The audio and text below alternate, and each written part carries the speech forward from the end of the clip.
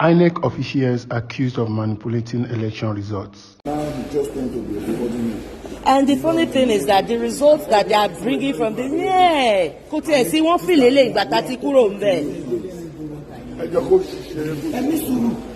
Iṣẹ́ tó ń ṣe yẹn ìdí iṣẹ́ yẹn iṣẹ́ yẹn.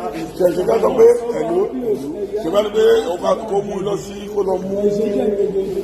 Rivers, yes. Why are you talking like this now?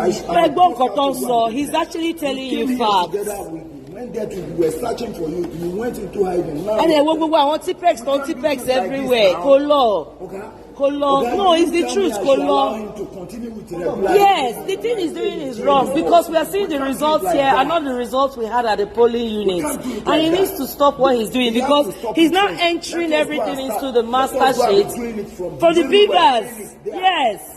Gbogbo nǹkan tẹ̀ ń ṣe yìí sí ó ti wà invalid already. Now lórí beavers and then gbogbo result tó enter sí.